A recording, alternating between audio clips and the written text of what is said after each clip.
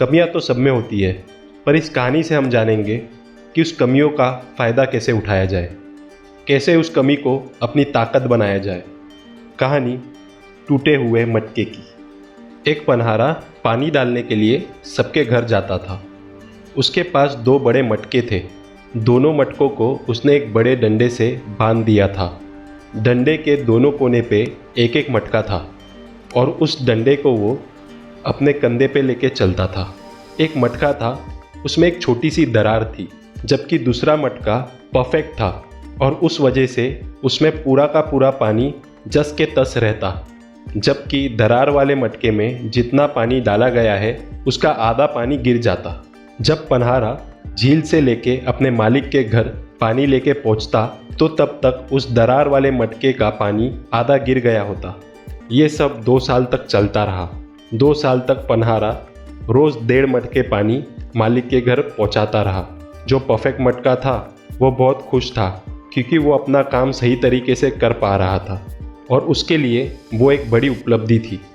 दूसरी ओर दरार वाला मटका शर्मिंदा था और दुखी था, क्योंकि वो अपना काम पूरी तरह नहीं कर पा रहा था।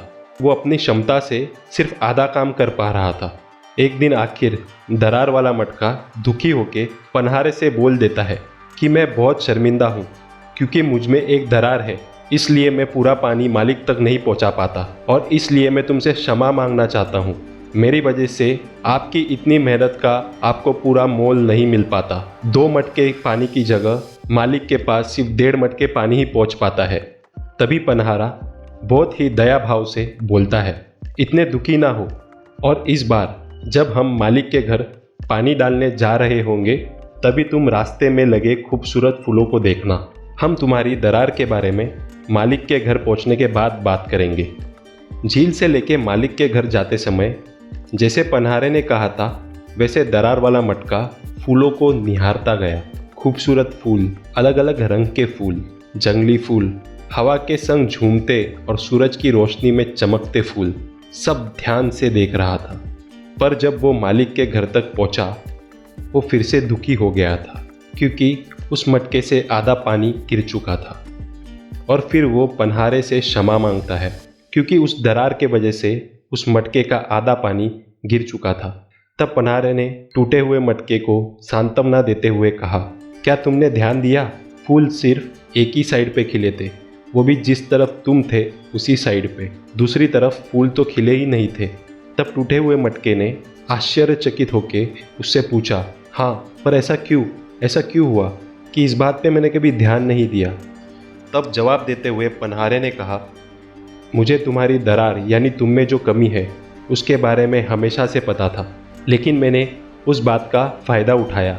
मैंने तुम्हारे साइड से रास्ते में हर जगह जहाँ से हम गुजरते हैं वहाँ फूलों के बीज बोए थे, और हर दिन जब हम झील से वापस आते तभी तुम अनजाने में उस बीजों को पानी डालते और वहाँ फूल खिलते गए।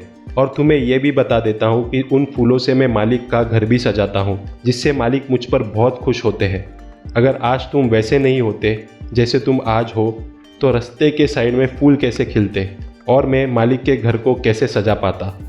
दोस्तों, हम सब में कुछ ना कुछ कमियां हैं, लेकिन उस कमियों से निराश नहीं होना है, बल्कि उस कमियों को हम अपने फ़ायदे के लिए कैसे इस्तेमाल कर सकते हैं उस पर सोचना है। अगर आप जॉब कर रहे हो या कोई कंपनी चला रहे हो तो आपको ये ज़रूर पता होना चाहिए कि आपके टीम मेंबर्स या आपके एम्प्लॉयज़ की कमियां क्या है, क्योंकि जब आपको पता होगा तभी तो आप उस कमी को एक पॉजिटिव वे में यूज़ कर सकते हो, उस एम्प्लॉय के और कंपनी के हित में।